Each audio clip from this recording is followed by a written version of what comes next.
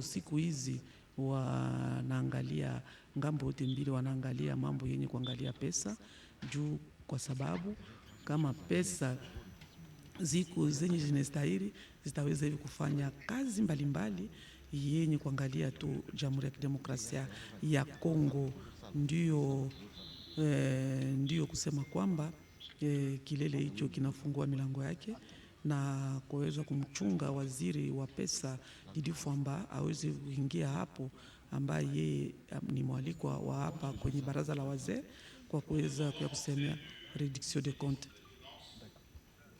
Je profite de l'occasion pour informer les honorables sénateurs que la commission spéciale chargée de la rédaction des synthèses nationales de rapports de vacances, nos vacances parlementaires, qui a été mise en place, se réunira dès demain mardi dans la salle Kivu. L'heure vous sera communiquée de manière plus précise par la voie habituelle. Je tenais à donner cette précision.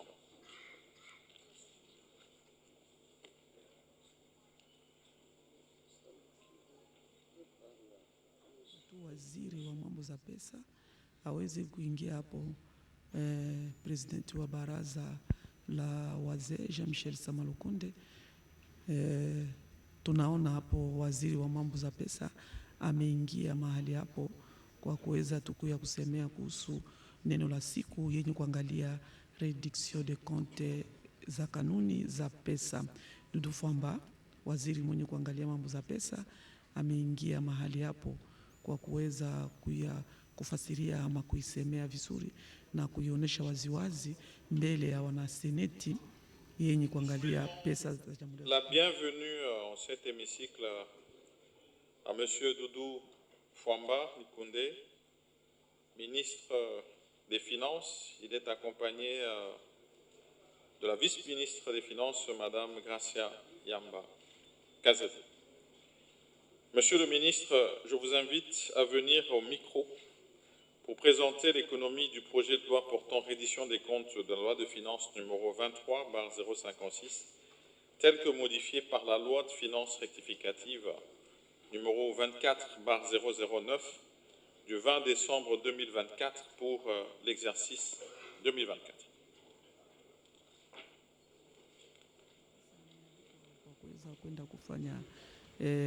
Kusemea mambo yenye kuangalia réduction de compte ya pesa. Dudu Fwamba amechukua masemi mbele ya wanaseneti, amepewa masemi ya kuweza tukufasiria kuhusu réduction de compte yenye kuangalia kanuni za pesa. Honorable président du Sénat, honorable membre du bureau, honorable sénateur des sages de la République, je vais commencer mon allocution de ce jour en présentant les esquisses aux élus, parce que nous avons, avec le bureau, estimé qu'au regard de l'importance de cette loi, mais également en vertu des dispositions de la Constitution et l'importance que le gouvernement attache à cet exercice de redevabilité, les ministres titulaires devraient se présenter devant les sages de la République, bien sûr accompagnés de ma collègue et des autres collaborateurs. C'est pour cette raison qu'il y a eu notamment ces petits décalages exigés par les bureaux pour donner suite à cette exigence constitutionnelle. C'est ainsi avec humilité que je me tiens devant votre auguste assemblée, chambre des sages de notre Parlement, afin de présenter l'économie du projet de loi portant reddition des comptes de la loi des finances numéro 23/056 pour l'exercice 2024 tel que modifié par la loi des finances rectificative numéro 24/009 du 20 décembre 2024. Cette démarche s'inscrit dans le cadre de la transparence et de la bonne gouvernance prônée en matière de gestion de finances publiques et repose sur l'obligation tant constitutionnelle que légale qui incombe au gouvernement, et c'est conformément aux dispositions des articles 172 et 173 de la Constitution de notre République, ainsi qu'aux articles 28, 30, 81, 82, 87, 127 alinéa 5 de la loi numéro 11/011 du 13 juillet 2011 relative aux finances publiques. Il est donc question ici de rendre compte de l'exécution de la loi des finances du pouvoir central du dernier exercice clos. Je tiens ainsi à ce stade à indiquer à votre auguste assemblée que cet exercice fait suite à un long chemin parcouru au niveau de la Chambre basse de notre Parlement, lequel chemin a conduit à la présentation, à l'examen minutieux, mais déjà à l'adoption du présent projet de loi en date du 28 novembre 2025, moyennant un certain nombre d'amendements par les élus nationaux. Honorable Président, honorable membres du bureau, honorables sénateurs, la présentation de l'économie du projet de loi portant reddition des comptes pour l'exercice 2024 s'articule autour de 5 points majeurs, à savoir les contextes de l'exécution de la loi, la synthèse du projet, la situation consolidée des financements et des opérations du Trésor, les commentaires du gouvernement sur les observations de la Cour des comptes, les principales articulations du projet de loi. Du contexte, sur le plan politique et diplomatique, l'exercice 2024 intervient au lendemain de l'élection présidentielle et a exigé au gouvernement l'adaptation du cadre institutionnel et de l'architecture du gouvernement pour faire face à l'exécution de certains impératifs consignés dans le programme d'action du gouvernement validé par l'Assemblée nationale pour la période 2024-2028. Mais également, il est important d'indiquer qu'ayant été investi en juin 2024, le gouvernement dirigé par son Excellence Madame Judith Soumina Toulouka a pris les relais à partir du 14 juin pour exécuter ce budget qui a connu une exécution par le gouvernement Samaluko Ndédé à partir de janvier jusqu'à juin de la même année. Sur le plan sécuritaire et humanitaire, la persistance de l'insécurité dans la partie est du pays, son aggravation en fin d'année 2024, avec la chute de plusieurs de nos villes, aujourd'hui détenues par des agresseurs, mais également les tensions d'insécurité dans les provinces de Maïndombe, Kwango et Kwilu causées par la milice Mobondo, lesquelles tensions sécuritaires ont impacté très négativement l'exécution de cette présente loi des finances. Sur le plan sanitaire, la mise en œuvre progressive de la couverture maladie universelle et des autres priorités sociales contenues dans le cadre du programme PAC 2024-2028. Sur le plan des finances publiques, la dynamique de la mobilisation des recettes a reposé sur l'élargissement de l'assiette et les différentes réformes mises en œuvre par votre gouvernement. C'est dans ce contexte qu'a été exécutée la loi des finances rectificative 2024, outil d'ajustement nécessaire pour réaligner en cours d'exercice les agrégats budgétaires et la structure de priorité du gouvernement, tel que cela a été annoncé. Deuxième point, synthèse du projet de loi. Le projet de loi portant reddition des comptes de l'exercice 2024 se présente en recettes et en dépenses de la manière ci-après. Sur une prévision de l'ordre de 44 000 milliards 410, les recettes du budget du pouvoir central réalisées au terme de l'exercice budgétaire 2024 sont chiffrées à 35 000 milliards 514 milliards de francs, soit un taux de réalisation de 79,97%. Elles comprennent les recettes du budget général, les recettes des budgets annexes et les recettes des comptes spéciaux.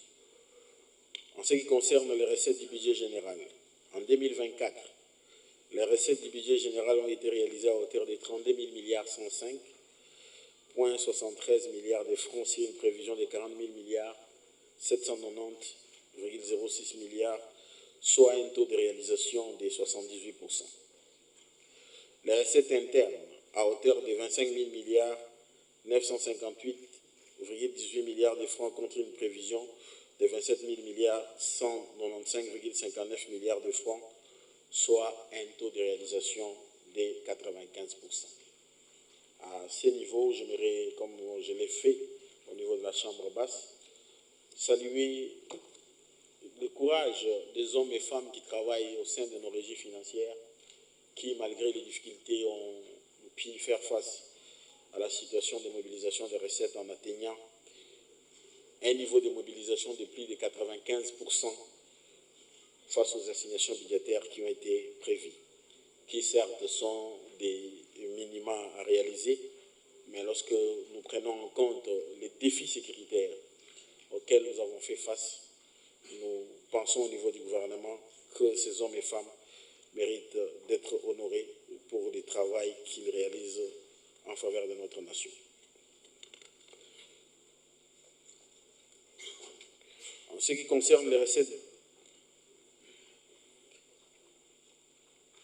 extérieures qui sont réalisées à hauteur de 6 000 milliards 147,55 milliards de francs contre 13 000 milliards 594 milliards de francs de prévision, soit un taux de réalisation de 45,22%, soit un taux des plus faibles.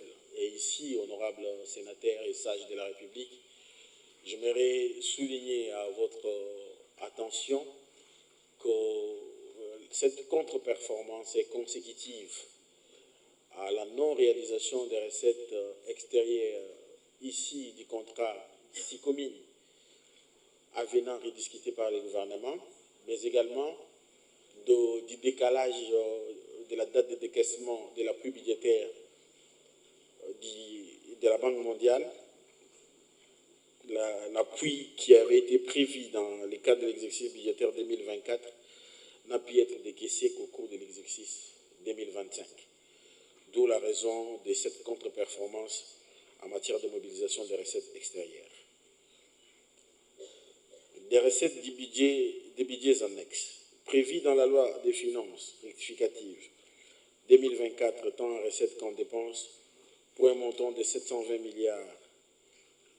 Les recettes des budgets annexes ont été réalisées à hauteur de 919 milliards de francs congolais, soit un taux de réalisation de 127,62%.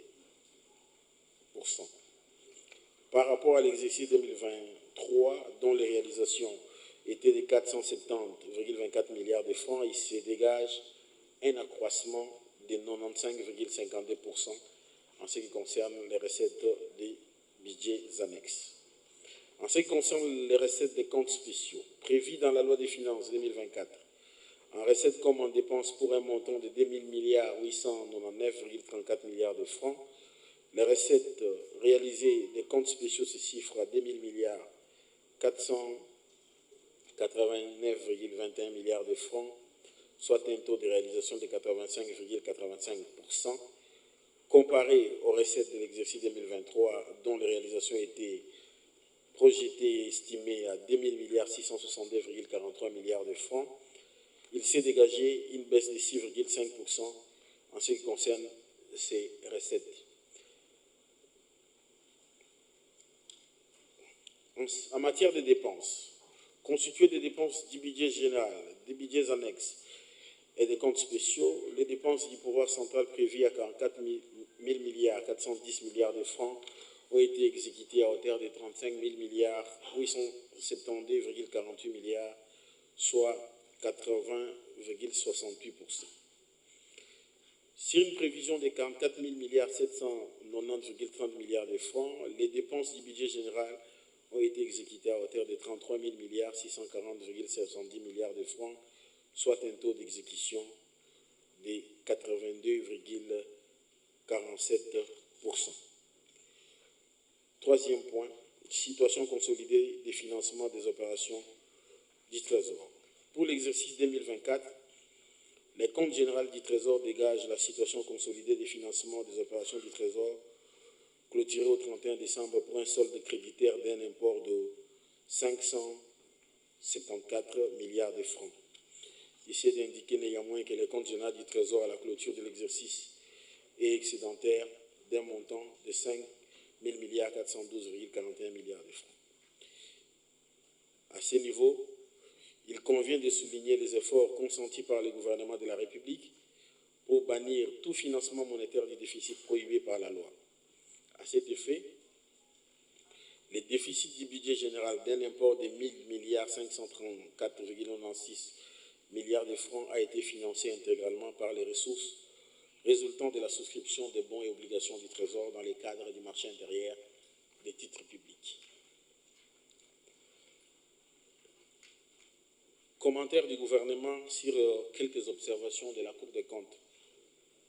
Dans sa mission d'assister le Parlement en matière de contrôle sur l'exécution du budget, la Cour des comptes a formulé plusieurs observations sur le présent projet de loi, lesquelles observations ont été présentées en plénière de la Chambre basse de notre Parlement et nous allons également les présenter ici au niveau de l'Assemblée des sages.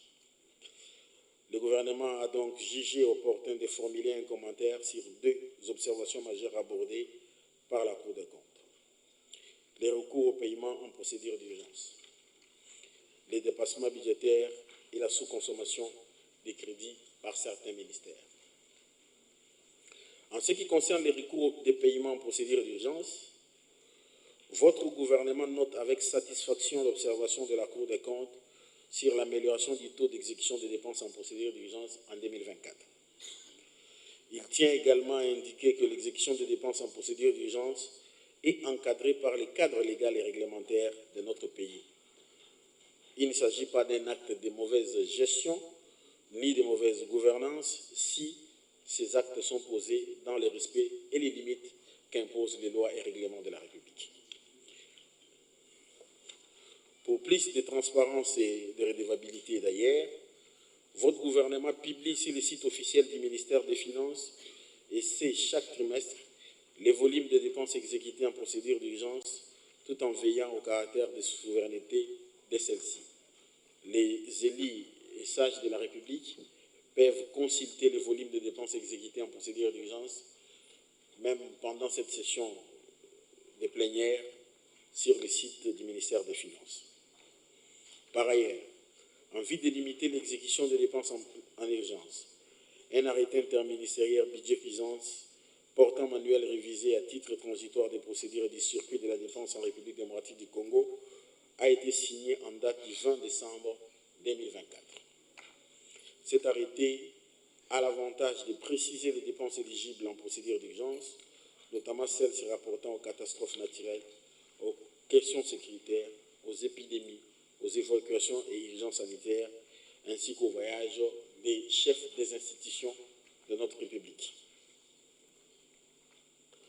S'agissant des facteurs explicatifs de dépassement budgétaire et de sous-consommation des crédits par certains ministères et institutions et la stratégie pour lutter contre les dépassements budgétaires, il est important de noter que cette question des dépassements ne devrait pas tant cristalliser les débats dans la mesure où le législateur lui-même a prévu les conditions de la réalisation de ces dépassements. Et ces conditions sont coulées dans la loi numéro 11/011 du 13 juillet 2011 relative aux finances publiques, spécialement dans ces articles allant de 44 jusqu'aux articles 52. À ce titre, le législateur a prévu des virements, des transferts de crédits entre ministères, entre programmes, pour faire face à certains impératifs auxquels le gouvernement est confronté, mais qu'il appartient au gouvernement de justifier ces ajustements à travers soit une loi rectificative telle que cela est recommandé à l'article 27 de la loi précitée, ou dans une loi de reddition des comptes qui est également une loi de ratification des mouvements et transferts de crédits, tel que cela est rappelé aussi dans la loi.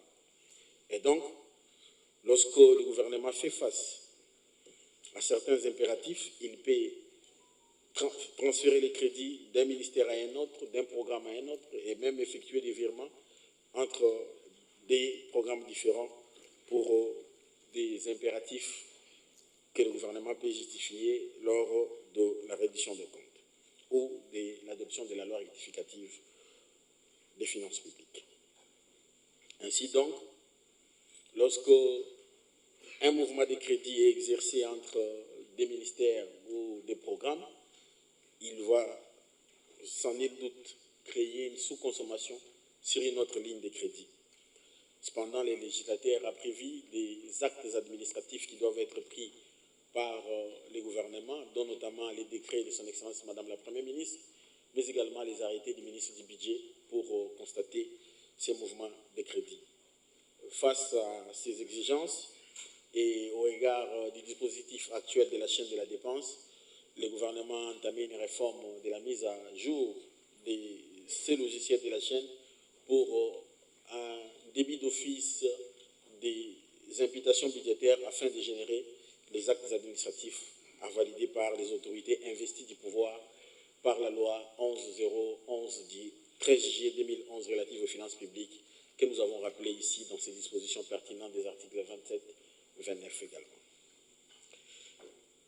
Ainsi, il convient de noter que cette question de dépassement ne devrait pas tant cristalliser les débats dans la mesure où le législateur reconnaît que la loi des finances est susceptible d'être modifiée. À cet effet, il a prévu les actes réglementaires comme cela a été indiqué ici. Ainsi, le gouvernement a tenu à réitérer son attachement au respect de ces dispositions légales et à s'y conformer en vue de préserver notamment les pouvoirs du Parlement, qui est l'autorité budgétaire, qui vote le budget et qui voudrait que les budgets, quand bien même ils pourraient subir des modifications, qu'ils ne puissent pas être dénaturés, comme cela pourrait être constaté sur plusieurs années depuis que la Constitution de 2006 a été votée, adoptée et mise en vigueur.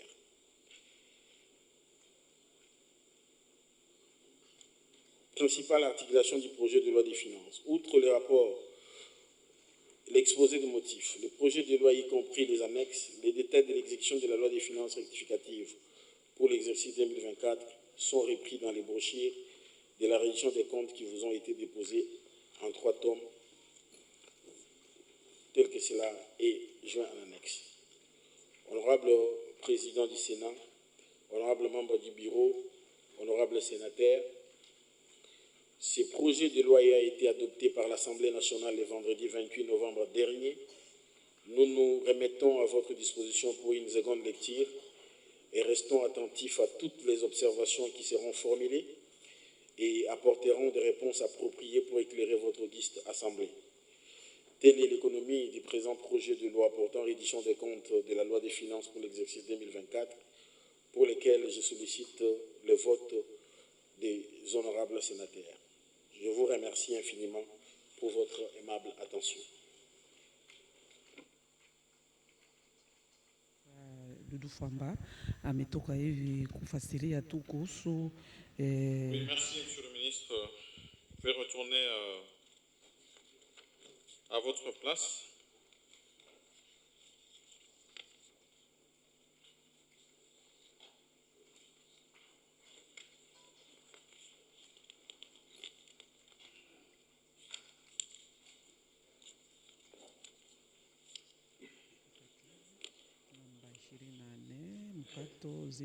Honorable sénatrice, honorable sénateur et chers collègues, vous venez de suivre l'exposé du membre du gouvernement. Que ceux qui veulent intervenir sur le sujet se fassent inscrire.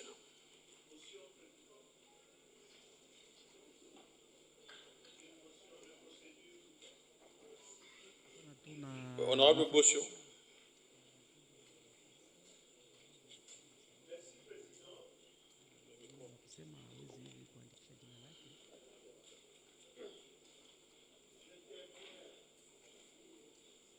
Katika mafasirio ya waziri ya maonyesho anatoka kuonyesha kuhusu reduction de compte za mambo za kanuni za pesa ya hapa Jamhuri ya Kidemokrasia ya Kongo. Ndio ni kusema kwamba yapo ya tarehe 20 Desemba mwaka 2020. Vous pouvez vous déplacer peut-être vers un micro. Viens ici. Viens ici. Oui. Kuna mseneti ambaye amefanya motion. Et vous n'avez pas demandé la parole, honorable Bongo. Non, non.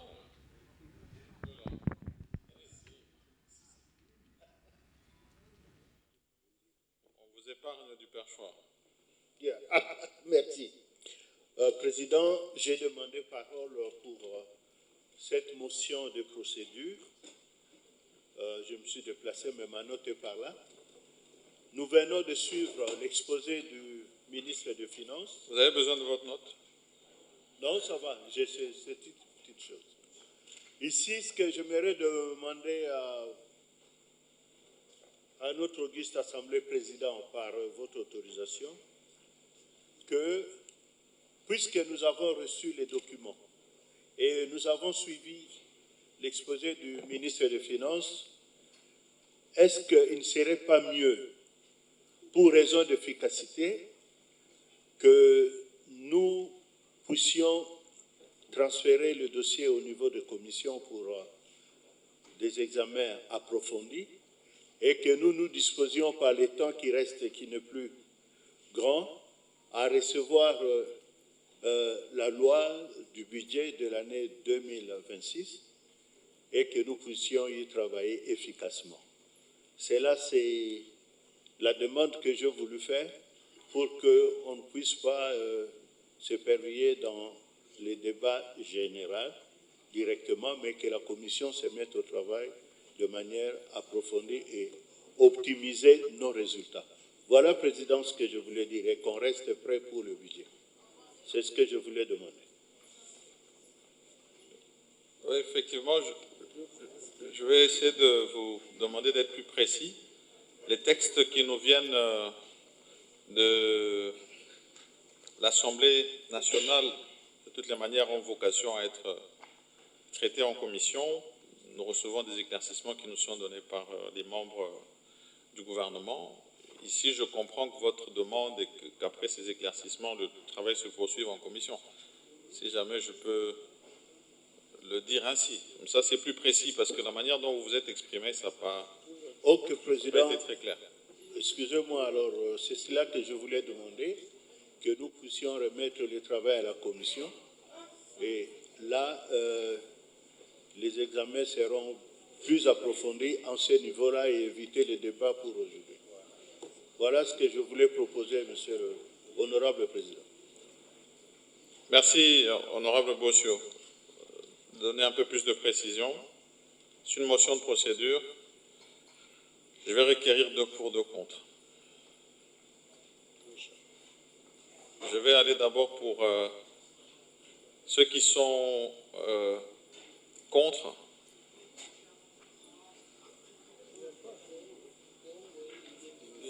Honorable Linguepo.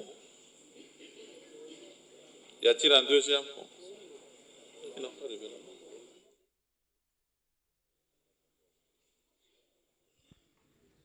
Ok, je vais prendre un pour et un contre.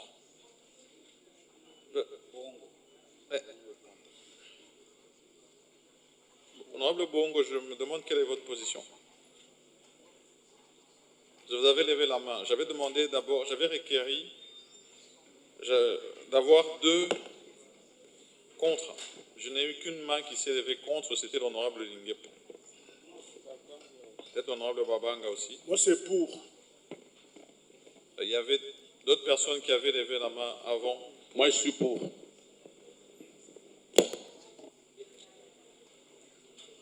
Honorable, je vais donner la parole à l'honorable Linguepo. Monsieur le Président, en réfléchissant, j'ai tenté d'évoluer. Voilà ma position. C'est vrai. Vous intervenez pour ou contre, s'il vous plaît? Contre, plutôt. En fait...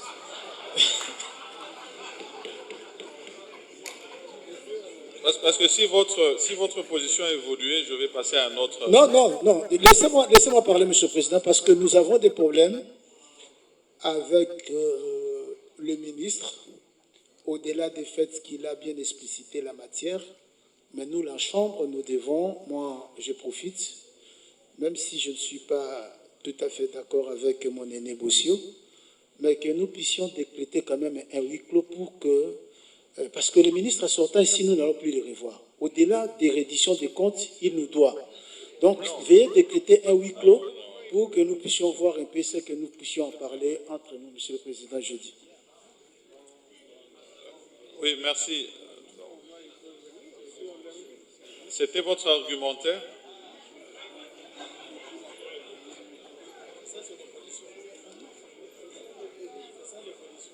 Honorable, je vais mentionner que le ministre est traité, le ministre est reçu en commission chaque fois que nous traitons de ces questions budgétaires, que ce soit pour la reddition des comptes, que ce soit pour la loi des finances. Et nous avons ces cadres-là en commission pour avoir des échanges approfondis si jamais nous avons des questions. Je ne pense pas que ici soit le cadre d'avoir ce que vous avez sollicité. Je vais donner la parole à l'honorable Mouissa. Merci beaucoup, honorable président. Honorable président, honorable membre du bureau, honorable sénatrice, honorable sénateur et chers collègues. Il en va sans rappeler que nous tendons vers la fin de la session. Nous tendons vers la fin de la session, une session qui est essentiellement budgétaire. Et vu le temps imparti, le temps qui nous reste, afin d'examiner le projet de loi de finances pour l'exercice 2026, je m'inscris pour la motion du collègue Bossio, afin que nous ayons plus de temps d'examiner le projet de loi de finances avec ses annexes.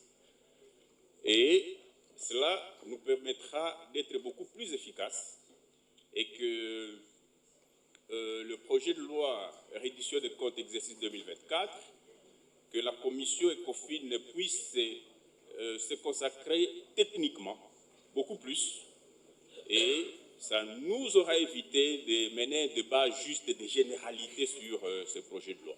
Jeudi. Honorable Babanga.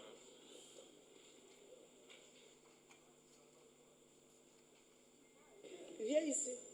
L'honorable Kassereka est très généreux aujourd'hui, ne vous inquiétez pas. Si vous allez vers lui, vous pourrez vous exprimer.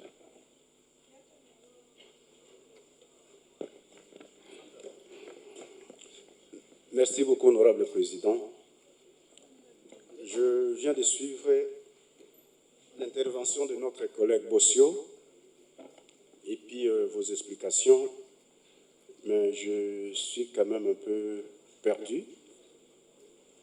Honorable président, s'il en est ainsi, laissez-moi vous poser une question.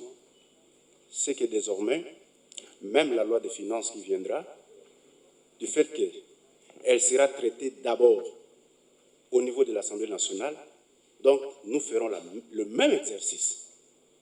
C'est-à-dire, il n'y aura pas de débat, nous allons envoyer directement le dossier au niveau de la commission. Mais, honorable président, c'est notre gouvernement. Nous sommes majoritaires. Mais s'il y a quand même des points à évoquer en présence du ministre, des observations à faire, il est impérieux de laisser du temps aux parlementaires, aux collègues de s'exprimer.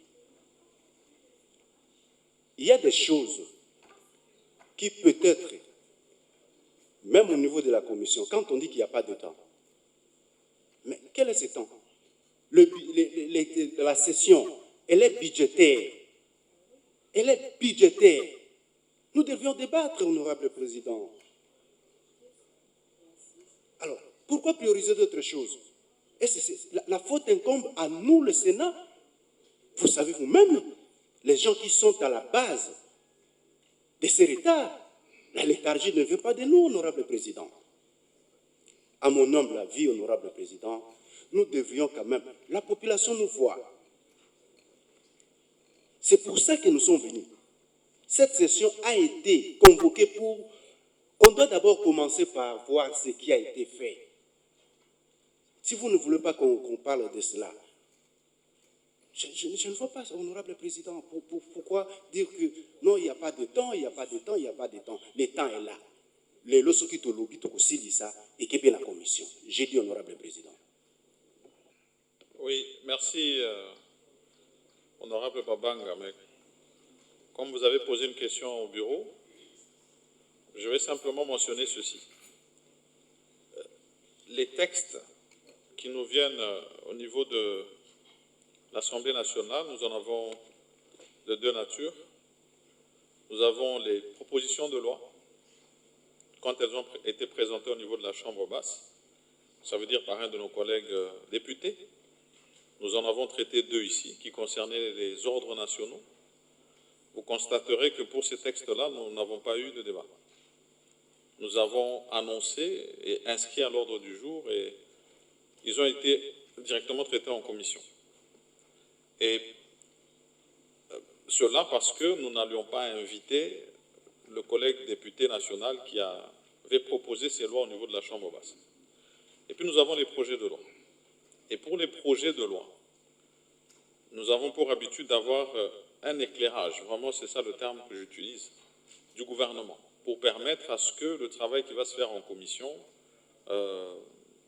ait déjà un enrichissement qui nous vienne de nous, honorables sénateurs. Et je vais simplement revenir sur des discussions que nous avions eues pendant que nous traitions les questions de ratification. C'était en fin de la session passée, où nous avions dû ratifier certains documents sans qu'ils ne soient traités en commission. Nous avons eu l'éclairage du gouvernement et nous avons traité sur le banc.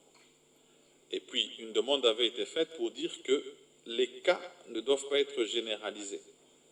Nous sommes des fois en face de situations qui demandent à ce que nous traitions en urgence ou pas.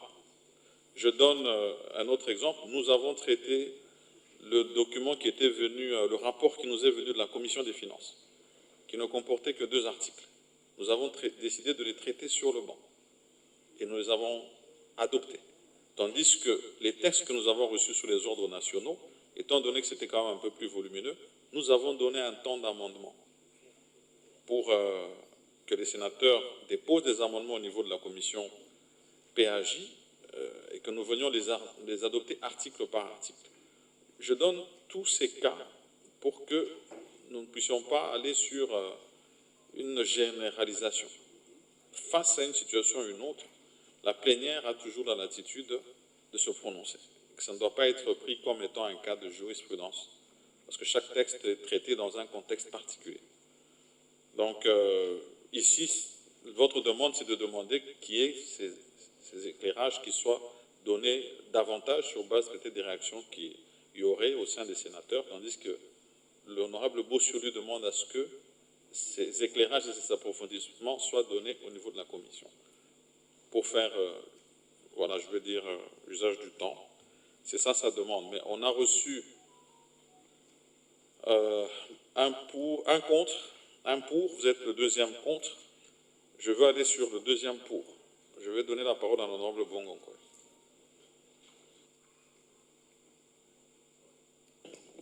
Merci, honorable président. Je voudrais renchérir ce que l'honorable Bossio venait de soulever. Nous avons un problème de temps. Et je vais dire aux collègues que le retard que nous connaissons aujourd'hui est dit, nous le savons tous. L'état est parti de ce qu'il y a eu à l'Assemblée nationale, tout ce que nous avons connu nous tous. Alors, il y a un problème de temps. Faisons un petit calcul. Moi, quand je venais ici, j'ai dit aux collègues qui sont à mes côtés que moi, j'ai la tendance de faire une émotion pour qu'on passe directement à la commission. Pourquoi? Parce que nous sommes aujourd'hui les premiers, honorable Linguepo. Nous sommes aujourd'hui les premiers et qu'une loi de cette envergure, les gens qui vont la traiter en commission, si nous passons la journée d'aujourd'hui avec le débat et que le ministre est demandé de fisquer 48 heures ou 24 heures pour venir nous répondre, nous serons déjà mercredi. Or, quand on est mercredi, les samedis, normal, la commission n'aura que 3 jours. Les amis vont travailler comme des ouvriers dans un chantier. Or, c'est un travail intellectuel. Tous ceux qui ont des préoccupations, moi aussi qui parle, j'ai des préoccupations, surtout par rapport à la péréquation. Tous ceux qui ont des préoccupations, qu'ils viennent directement en commission. Nous allons discuter, nous aurons les ministres avec ces experts, puisque, honorable président, honnêtement, nous n'avons plus de temps. À situation spéciale, il faut des réponses spéciales. Nous disons que nous n'allons pas continuer dans le reste du mandat avec des passages directs en commission pour des questions telles que la reddition des comptes et les budgets, la loi des finances proprement dite. Et même pour la loi des finances proprement dite, honorable Babanga, nous aurons la même difficulté. Vous n'allez pas demander aux collègues de travailler pendant 4 et 3 jours sur une loi importante comme la. Oui, je vous préviens que pour cette session, il y a un raté. Je peux appeler ça comme ça. Il y a un raté, indépendamment de notre volonté, honorable président. C'est pourquoi je demande aux collègues que nous passions directement en commission pour qu'on commence demain. Demain déjà, nous commençons. Et que le samedi, nous revenons ici pour adopter les textes. Et le lundi, nous entamons l'autre texte de la loi des finances proprement dite. Si on entame la loi des finances proprement dite le lundi, nous pouvons terminer le samedi et le 15, nous sommes partis, honorable président, chers collègues. C'est un problème de temps, tout simplement. C'est un problème de temps.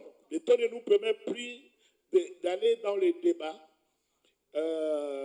Et que nous allons débattre comme d'habitude dans le prochain budget. Merci. J'ai dit, honorable président. Et il y a un problème de temps qui se pose.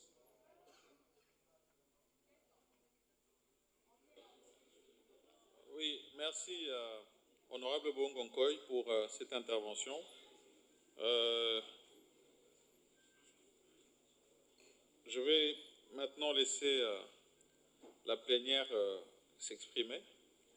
Et je vais revenir sur l'explication que j'ai donnée à l'honorable Babanga, parce que vous avez eu tendance à donner un complément là-dessus, que chaque texte vient dans un contexte et il est traité selon que la plénière décide de le faire. Je ne voudrais pas que nous allons vers une généralisation des décisions que nous prenons ici. C'est très important que cela soit dit.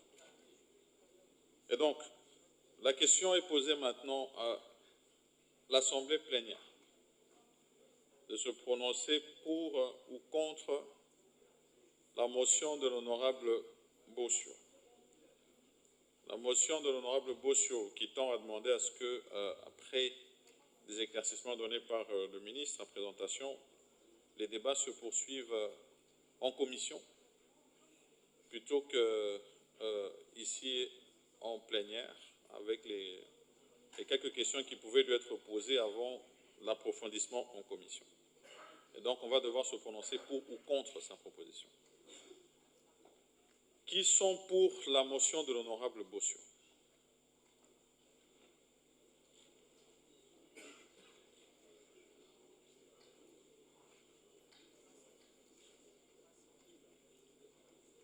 Et qui sont contre?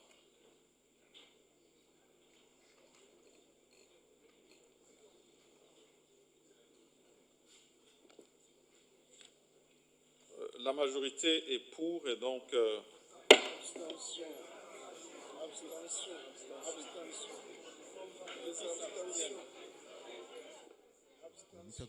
komibale bamanyola batala malamu bien simande baya kopesa penza et ya Je vais simplement, parce que cela est exigé, demander qui s'abstient.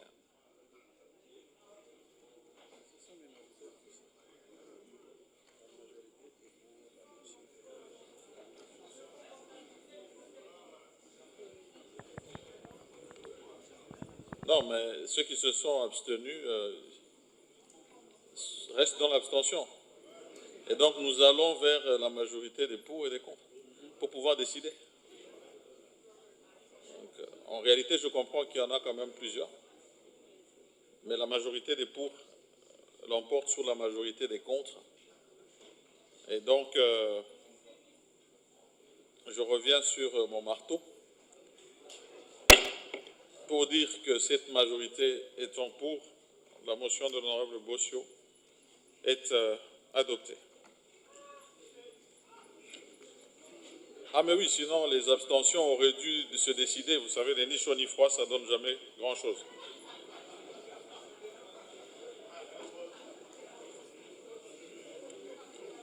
Et donc, nous allons à ce stade remercier M. le ministre et lui demander de bien vouloir prendre congé de notre institution. Merci.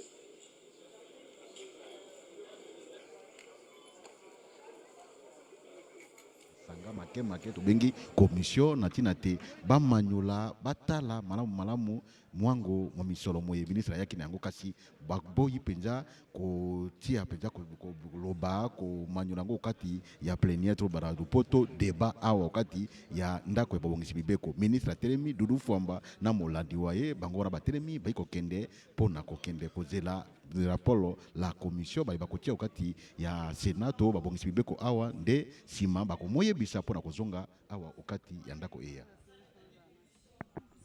Nous avons besoin de votre protection en tant que bureau. Vous remarquerez qu'il y a plusieurs organes de presse qui circulent dans la salle et qu'on ne sait même pas identifier. Lorsque vous allez, vous avez déjà été dans d'autres parlements, on ne vit pas le désordre que nous vivons ici, moi, Président. Il faut qu'on le dise. Je pense que c'est mieux de nous aider à coordonner ces organes de presse qui sont invités à se manifester ici pour nous laisser travailler en toute quiétude. Surtout lorsque nous avons des invités, ils nous empêchent même de suivre la personne qui est à la tribune en train de s'exprimer. Je pense que notre règlement intérieur est clair. Aidez-nous en tant que bureau de nous aider à réguler ces organes de presse. Et surtout, chaque fois, ils viennent se mettre devant moi ici, je ne sais pas pourquoi, ils m'empêchent, moi, de suivre et de travailler en toute quiétude. Donc, aidez-nous, honorable président, à réguler ces organes de presse. Nous sommes là, nous sommes venus pour travailler et non pas pour contempler ces organes de presse qui circulent comme ils veulent. Voilà, c'était ça la quintessence de ma motion de procédure. Je vous remercie. Président, j'ai la motion. Excusez-moi, honorable Ngoï Kassange. Allez-y. Est-ce que vous êtes dans la même... Non. Alors, je peux vider. Ok. Vous permettez que je puisse vider? Ok, ça va. Je voudrais simplement dire à l'honorable Katou, moi, que je prends vraiment sa remarque en considération. Ce n'est pas la première fois qu'elle le dit. Si c'était la première fois, bon, voilà. Il avait déjà eu à me le faire remarquer. Et je crois qu'ici, on a un problème sur la circulation de ces agents de presse pendant les plénières. Et peut-être les temps forts, voir comment peut-être cela est régulé. Je peux donner un exemple. Chaque fois que nous avons l'entrée d'un invité ici, au Sénat, souvent il y a un mouvement de presse qui viennent prendre des photos ou lorsque nous avons des validations de mandat, nous avons aussi tendance à avoir plusieurs agents de presse qui entrent dans la salle, ou qui sont déjà dans la salle, qui se déplacent pour prendre des photos. Peut-être que c'est sûr comment nous régulons pendant que nous sommes en plénière le mouvement de ces agents de presse qui peuvent prendre des images en début de plénière, des fois peut-être en fin, ou alors à des moments précis qu'on peut leur indiquer pour qu'ils puissent prendre ces éléments-là. Donc je vais essayer, voilà, avec vous pour voir comment nous pouvons nous assurer de ça. La preuve, c'est que vous voyez qu'effectivement, il n'y a plus personne maintenant que nous avons libéré les membres du gouvernement. Donc, ça sera suivi avec vous. Honorable Ngoï Kassange. Merci, honorable président, pour m'avoir accordé la parole. J'interviens par motion d'information pour porter à la connaissance de la plénière et du bureau de notre chambre que la ville de Mbujimaï, qui est une zone endémique, traverse une période de crise d'eau. Donc il n'y a pas une goutte d'eau au robinet depuis plus d'une semaine. Il y a les pleurs et les grincements des dents de la population. Il y a risque que le choléra ressurgisse, parce que c'est à répétition qu'on connaît les cas de choléra. C'est vrai que cette situation est tributaire à la desserte en énergie électrique. Il y a une panne, mais il est prévu des centrales thermiques qui n'ont besoin que de carburant. Voilà pourquoi je plaide à ce que vous puissiez, que le bureau puisse inviter le ministre des Ressources hydrauliques, le ministre, notamment celui qui vient de sortir, pour qu'on puisse pourvoir à une solution intermédiaire pour éviter à cette population de connaître les cas de choléra. Voilà mon intervention par motion. Oui, merci, honorable Ngoï Kassanji, pour cette information que vous portez à la connaissance des sénateurs. Et vous avez indiqué que le ministre des Ressources hydrauliques devrait être saisi sur cette question et probablement qu'il devrait faire recours au ministre des Finances pour un appui, de manière à ce que ces questions soient résolues. Donc nous allons saisir le gouvernement dans ce sens-là avec vous, si vous permettez. Honorable Mouichan. Merci beaucoup, honorable président. Je voudrais solliciter aussi la parole dans le cadre d'une motion d'information, si vous me l'accordez, honorable président. Je m'excuse de ne l'avoir pas signalé au début de la plénière. Effectivement, même l'honorable Ngoï Kassanji ne l'a pas signalé avant. Nous l'avons demandé la dernière fois. Ça nous permet de mieux réguler nos travaux. Vraiment de saisir le bureau juste avant la plénière pour informer le bureau d'avoir une motion d'information. Ça nous permet d'être plus efficace. Mais je vous accorde la parole. Merci beaucoup, c'est très gentil, honorable président. Honorable président, honorables membres du bureau, honorables sénatrices, honorables sénateurs, chers collègues,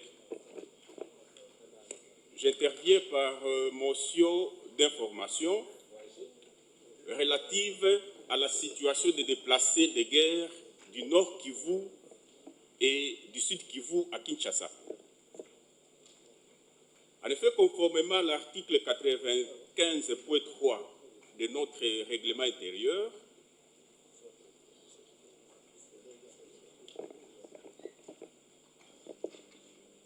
je prends la parole et qui m'est accordée par l'honorable président.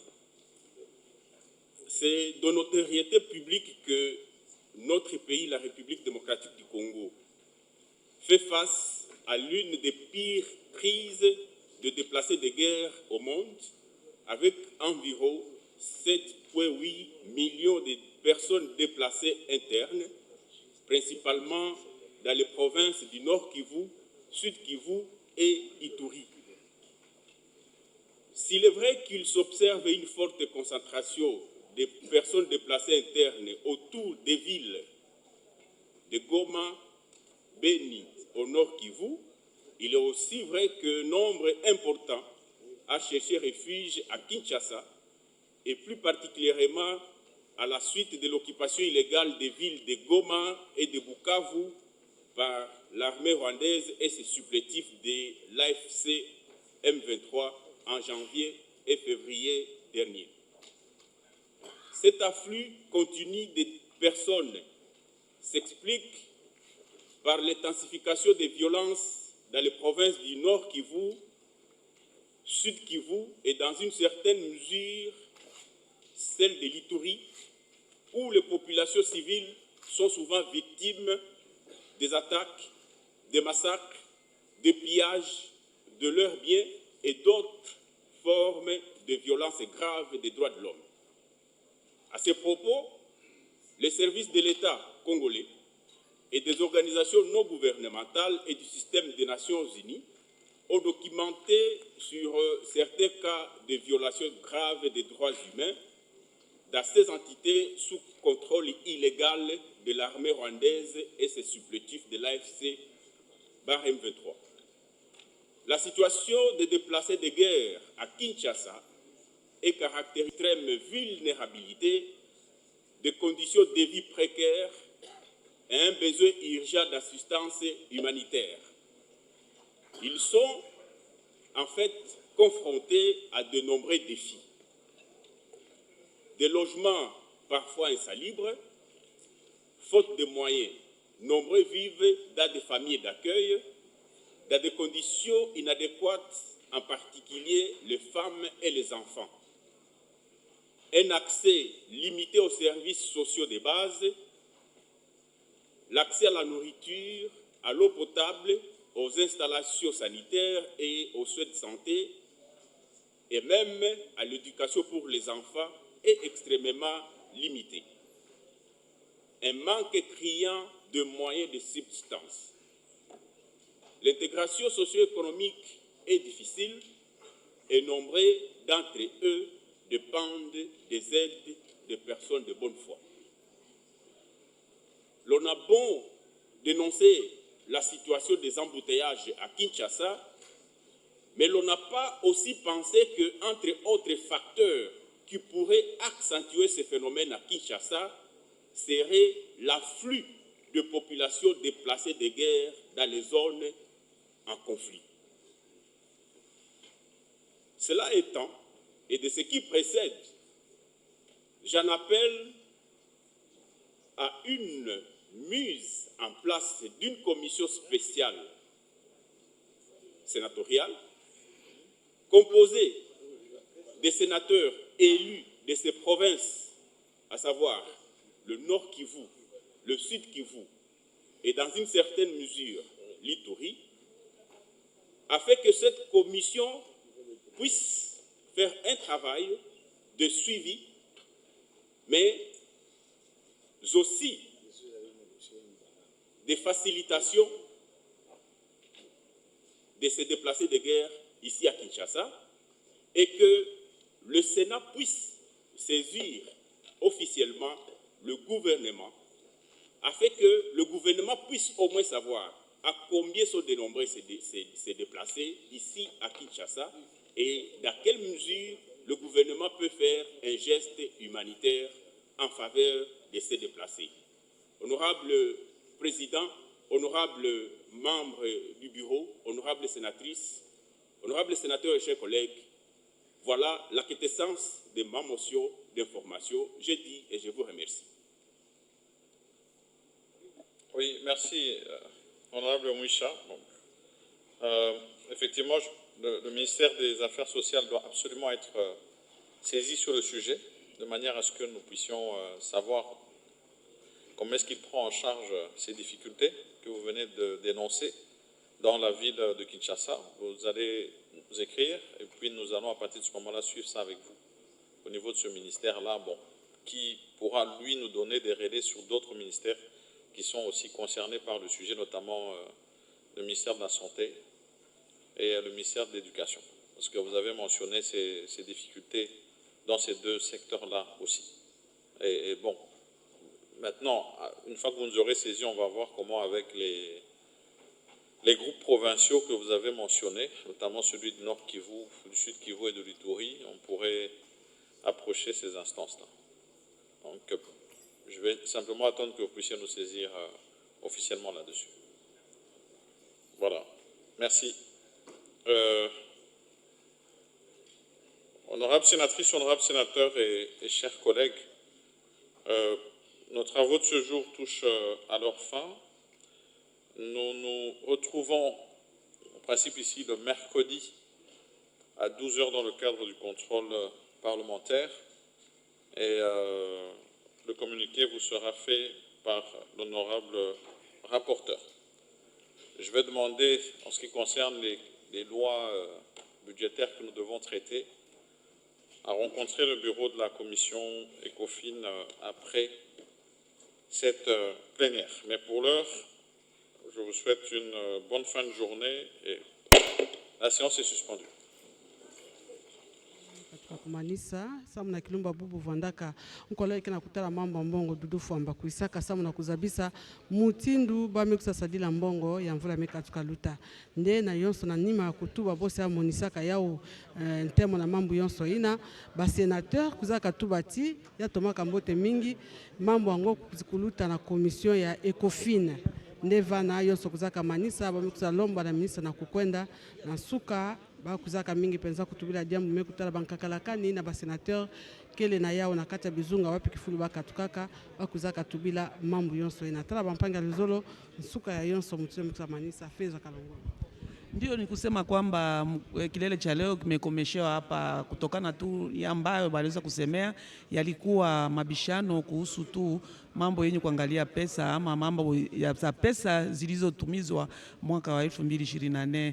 Ndio tunaona kilele hicho kimekomeshewa hapa. Dudu Fwamba aliweza kufasiria kutokana tu na mambo hizo, ila wanaseneti wanaomba ya kusema kwamba maneno hiyo yende kwenye komisheni mbalimbali kwa kuweza kuchunguza na bishania kule, kisha watakia kufanya ripoti hapa kwenye kilele cha baraza la wazee.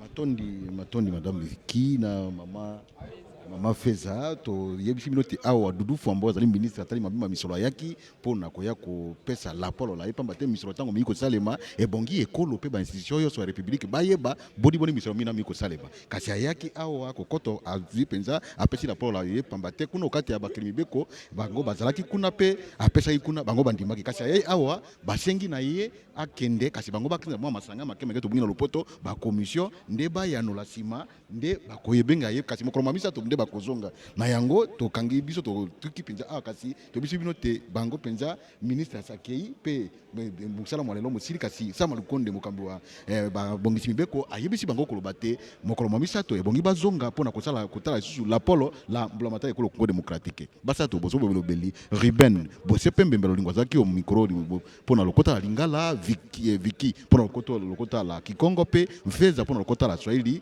RTNC biso to pesi bino mokolo molamu antenne ezonga kuna na ndako ya RTNC matondi mingi.